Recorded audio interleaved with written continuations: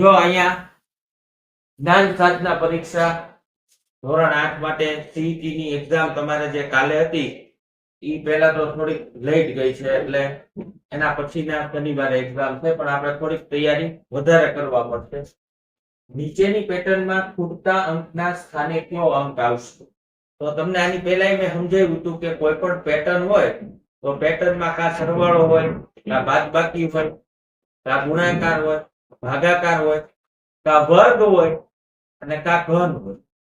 તો તમને આમાં આઈડિયા આવે છે કે આ કઈ રીતે હશે? એવું કઈ ખબર પડે છે? શું આવે ભાઈ? હવે જો આ છે 9, ઈ કોનો વર્ગ? 3 નો વર્ગ થાય 9. 169 છે ઈ 13 નો વર્ગ થાય. 3 નો વર્ગ 13 નો વર્ગ. હવે તમને ખબર પડી જ જાય કે આ 529 છે ઈ 23 નો વર્ગ છે. આ 1089 છે ઈ 33 નો વર્ગ છે. તો હવે ખાલી જગ્યામાં તમારે શું આવશે? 43 નો વર્ગ આવશે. એટલે કે 43 ગુણ્યા 43. બરોબર છે?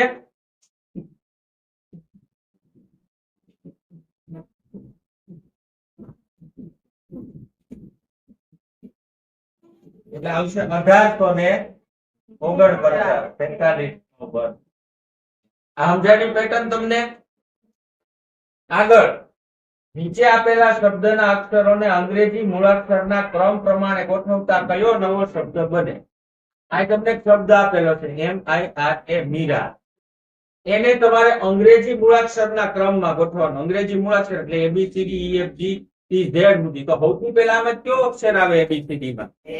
A. તો પહેલા આપણે એ લખવાનું, પછી I, પછી M, પછી આ ખબર પડી? અંગ્રેજી મૂળાક્ષરનો ક્રમ એટલે ABCD પ્રમાણે ગોઠવ. હવે અહીંયા તમને 1 એટલે ગ, 2 એટલે મ, 3 એટલે ન, 4 એટલે જ, 5 એટલે વ, આવું આપી દીધેલું. તો અહીંયા પેલા ચોથો સવાલ જોઈએ. તો સરસવ કેમ લખાય? સ એટલે શું છે?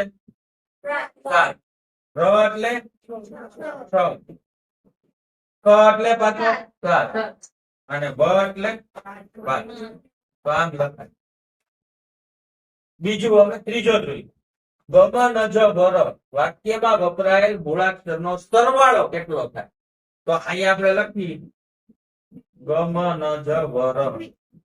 બરોબર? તો ગ એટલે 1 વત્તા મ એટલે 2, ન એટલે 3, જ એટલે 4, પછી 5, વ એટલે 5 અને ર એટલે 6. આનો સરવાળો કેટલો થાય? કેટલો થાય? 21.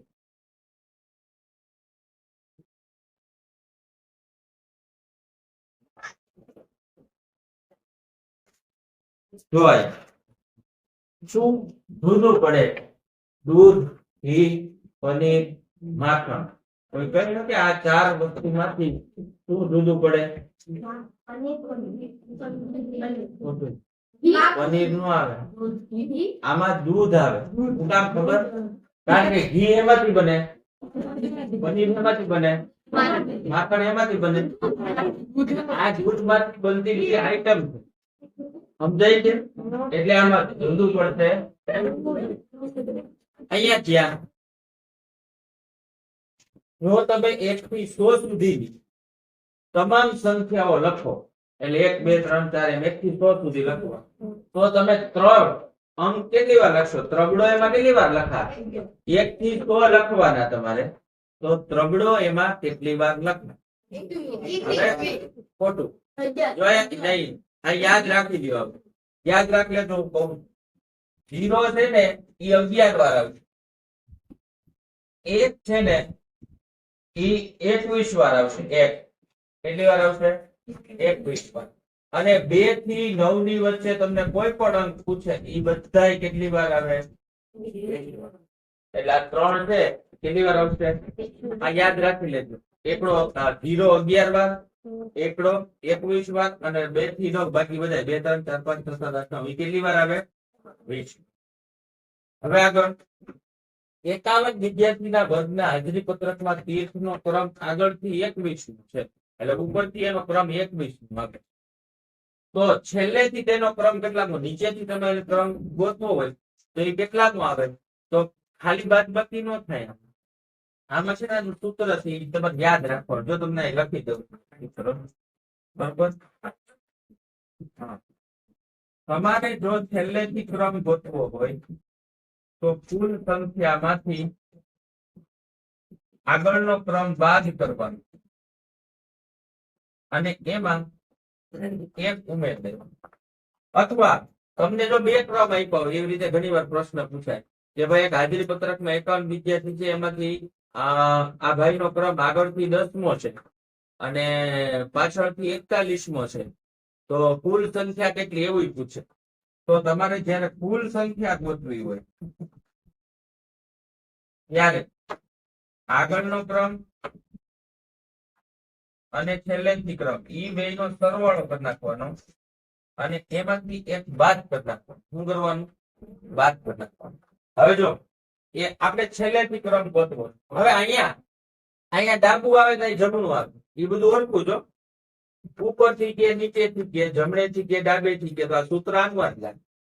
તો છેલ્લેથી ક્રમ ગોતો કુલ સંખ્યામાંથી આગળનો ક્રમ બાદ કરો. કુલ સંખ્યા છે 51, એમાંથી આગળનો ક્રમ 21મો બાદ કરો અને એનો જે જવાબ આવે એમાં એક ઉમેરવાનો. 51 માંથી 21 જાય તો કેટલા થાય? 30. 30 માં એક ઉમેરો એટલે કેટલા થાય? 31. એટલે એનો છેલ્લેથી ક્રમ 31મો થાય. હવે જો તમને હું એક આમાં એક બીજો દાખલો બનાવી શીખવાડું. તો આગળનો ક્રમ 21, પાછળથી ક્રમ 31, બરોબર. તો કુલ સંખ્યા કેટલી થાય એ તમને ખબર છે કે આમાં 51 આપી છે, જવાબ આપ્યો. આપણે તમને આમ પૂછ્યું, તમને નથી ખબર 51, તમને આટલું જાય. તો જો કુલ સંખ્યા ગોતવી હોય તો આગળનો ક્રમ ને છેલ્લેથી ક્રમનો સરવાળો કરવાનો અને એમાંથી એક ઓછો કરવાનો. એટલે 21 ને 31 52 થયા. 52 માંથી એક ઓછો કરો કેટલા મળે? તો આવી ગયા. એટલે મતલબ કે આ બે સૂત્રો તમારે યાદ રાખવાના. હાવ હેલા છે, આમાં કઈ છે નહીં. ચાલો આગળ. યોગ્ય સંબંધ પ્રસ્તાવિત કરો. ગુજરાત, ગાંધીનગર, ઝારખંડ. શું છે આમાં કઈ વિચારી શકો? હા, ગુજરાત નું પાટનગર ગાંધીનગર છે, બરોબર. રાજધાની કયો કે શું કહેવાય હવે તમારે. તો ઝારખંડ નું પાટનગર કયું આવશે?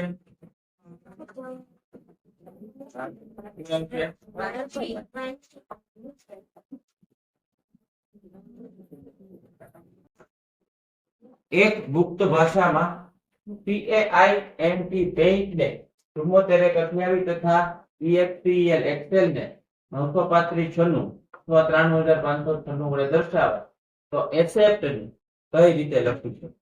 તો એનો મતલબ એવો થયો કે P એટલે તમારે કેટલા ગણવાના? 7. A એટલે 4, I એટલે 1, N એટલે 2 અને T એટલે 8. સમજાઈ ગયું ને? તો આ રીતે તમારે લખવાનું છે. ACCT accept. તો A એટલે શું છે? 4. C એટલે ત્રીજો, C એટલે 5, તો 5 2. પછી E એટલે 9. જો અહીંયા E એટલે 9 છે, અહીંયા E એટલે 9 અને P એટલે 7. ખબર પડી? હા, હું રહી ગયું એટલે પણ P ને P. હા, P એટલે 8. તો આ રીતે એને લખી શકીએ. હવે બીજો દાખલો. સમીર એક કેકના 4 સરખા ભાગ. એક કેકના 4 ભાગ, એમાંથી એક ભાગ એના ભાઈને આપે. બાકી રહેલ કેકનું વજન 750 ગ્રામ છે. બાકી કેકનું વજન કેટલું? ટૂંકમાં આમાં પેલા એને ભાગ કેટલા કર્યા? એમાંથી એક ભાગ કોને દઈ દીધો? એના ભાઈ. કેટલા ભાગ વધ્યા? 3. અહીંયા તમારે એવું લખ્યું છે કે 3 ભાગનું વજન કેટલું છે? 750. તમારી પાસે કુલ ટોટલ ભાગ કેટલા હતા? 4. તો 4 ભાગનું વજન ત્રિરાશી થઈ. એને 4 ભાગ કર્યા, એક ભાગ ભાઈ ને 3 ભાગ વધ્યા. 3 ભાગનું વજન તમને આપેલું 750. તમારે ટોટલ 4 ભાગનું વજન ગોતો. તો 4 ભાગનું વજન ક્રોસ ગુણાકારમાં હંમેશા પ્રશ્નાર્થ વાળું છેદમાં જાય અને ઓલાવી અંશમાં આવે. એટલે 4 ગુણ્યા 750 અંશમાં અને પ્રશ્નાર્થ વાળું છેદમાં જાય. શું છેદ ઉડે આમાં? 3 નો અને 75 નો એક છેદ ઉડે. હા, 25 તેરી 75. એટલે હું કીધું 4 ગુણ્યા 250. 4 ગુણ્યા 250 એટલે કેટલા થઈ જાય? 1000 ગ્રામ. એટલે 1 કિલો વજન હતું એમ કહેતો. હાલ 1000 ગ્રામ. 1 કિલો એટલે 1000 ગ્રામ થાય ને. આમાં જોવો જે કઈ સંબંધ પ્રસ્થાપિત થતો હોય તો પ્રશ્નાર્થની જગ્યાએ આપણે શું મૂકીશું? આમાં કાંઈ સરવાળો હોય કે બાદબાકી હોય કે ભાગાકાર હોય, ગુણાકાર હોય, વર્ગ હોય, ઘન હોય, આવું કંઈક પેટર્ન હોય. અહીંયા જોવો જી, આ 6 અને 4 ની બાદબાકી કરો તો શું મળે? 2. 7 ને 5 ની બાદબાકી કરો તો 2. ટૂંકમાં વચ્ચે એને બાદબાકી મૂકી. જો 14 માંથી 10 જાય તો 4, 12 માંથી 8 જાય તો 4. તો હવે કયો છે આમાં શું જવાબ આવે? 21 ઓછા 15 કરો તોય હાલે અને 18 ઓછા 12 કરો તોય હાલે. બેયનો જવાબ શું આવશે? અહીંયા શું આવશે?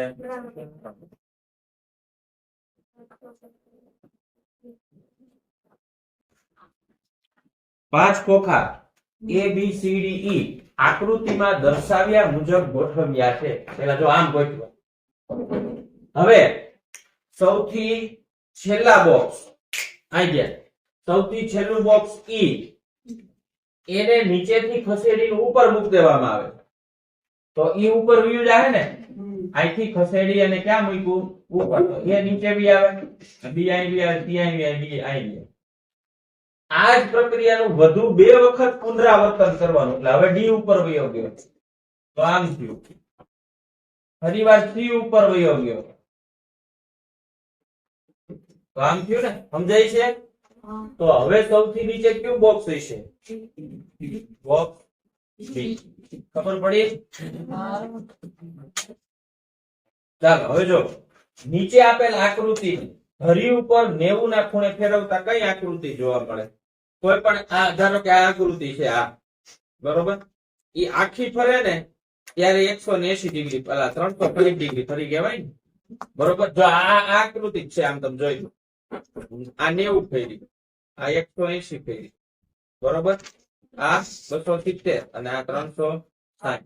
તો આને આપણે ઉભા હોય, આપણે આમ ઉભા હોય તો 90 ડિગ્રી ફરવું હોય તો ખાલી આટલું જ ફરવું પડે. એટલે આ 90 180, બરોબર? એ રીતે થાય. તો આમાં 90 ડિગ્રી એ ફેરવી, આને 90 ડિગ્રી એ હારી, તો કઈ આકૃતિ મળી જાય તમને? સમજાય? જો આ રહી, આને આ ગણી લ્યો. 90 ડિગ્રી ફેરવો એટલે આ પૂરું. 90 ડિગ્રી ઊભી આવી ગઈ. આમાં જોવો જી, 5 નો જેવો સંબંધ 125 આરે છે એવો 3 નો સંબંધ કોની આરે? 5 પેલા 5 માંથી 125 કઈ રીતે આવ્યો? એનો શું સંબંધ છે એ વિચારો તો તમને ઓલો સંબંધ મળે. 5 ગુણ્યા 5 ગુણ્યા 5. હા, સરસ. એટલે 5 નો ઘન થયો. 5 ગુણ્યા 5 ગુણ્યા 5 25 25 125. તો આમાં તમારે 3 નો ઘન કરવો પડે ને. 3 ગુણ્યા 3 ગુણ્યા 3 3 તેરી 9 9 તેરી 27. ખબર પડી? હવે જોવો જી, નીચે આપેલી શ્રેણી પૂર્ણ કરવા. આ શ્રેણીમાં શું છે જોવો જી, કઈ આઈડિયા આવે છે? ક્યાંય ગુણાકાર મળે છે, ક્યાંય ભાગાકાર મળે, ક્યાંય સરવાળો મળે, બાદબાકી મળે, શું મળે?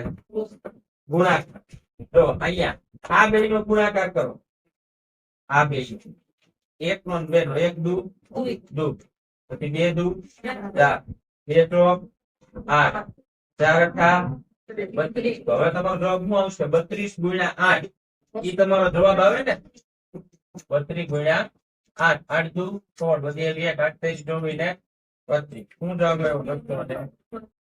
ટૂંકમાં આગલી સંખ્યા કે પછીની સંખ્યાનો ગુણાકાર કરી અને નવી સંખ્યા ઉમેરી દેવાની.